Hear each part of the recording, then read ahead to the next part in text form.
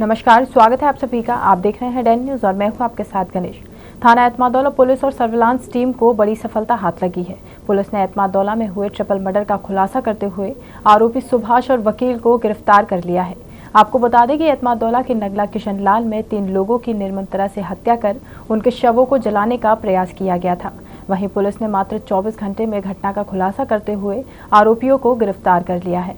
देखिए, कल थाना एतमादौला क्षेत्र में करीब मॉर्निंग 6:30 को एक सूचना मिली कि एक व्यक्ति के मकान में 3 लोगों की अर्धजली जो है लाश डेड बॉडी पड़ी है।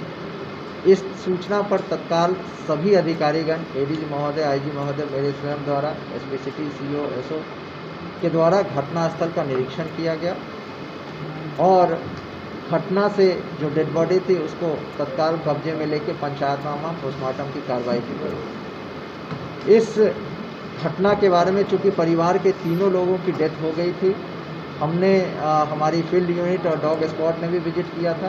तत्काल मुकदमा दर्ज कराते हुए इस पे हमने एक डेडिकेटेड टीम एसपी सिटी के नेतृत्व में सीओ छत्ता और हमारी क्राइम ब्रांच, एसओजी, सर्विलांस की टीमें लगाई थी।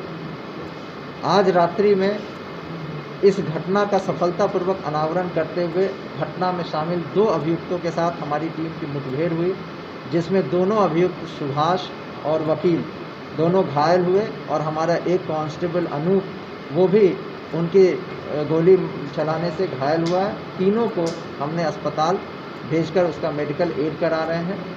दोनों अभियुक्तों ने पूछताछ में डिटेल में पूरी घटना को कबूल करते हुए पूरी चीज़ें बताई हैं और इस घटना में एक व्यक्ति जो अभियुक्त सुभाष का भाई है वो भी शामिल है। उसकी गिरफ्तारी के लिए हमारी टीमें लगी हुई हैं। इस मुठभेड़ के दौरान इन अभियुक्तों से पिस्टल, अवैध तमंचा और रामवीर के घर से लूटे हुए बैग में पैसे और ज्वेलरी और कुछ डॉक्यूमेंट्स ये सभी बरामद कर लिए गए हैं।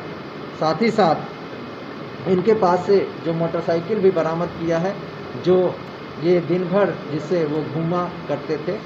इस प्रकार से इस जघन्य ट्रिपल मर्डर केस का जिसने पूरे इलाके में एक सनसनी फैला दी थी, उस घटना का सफलतापूर्वक अनावरण करते हुए 2 अभियुक्तों को मुठभेड़ में गिरफ्तार कर लिया। देखिए, ये पूरी घटना पर चूँकि जब घटनास्थल का निरीक्षण किया गया, जिस प्रकार से ब्रूटली मर्डर किया गया और उसको जलाने का प्रयास किया गया, इससे ये स्पष्ट था कि कोई जिसके अंदर खुन्नस है, जिसको इससे बदला लेने की प्रवृत्ति है, उसके द्वारा इस प्रकार की घटना की गई है। और इसलिए हम लोगों ने विवाद को ढूंढना शुरू किया, जिसमें हमें 2-3 विवाद प्रकाश में आए।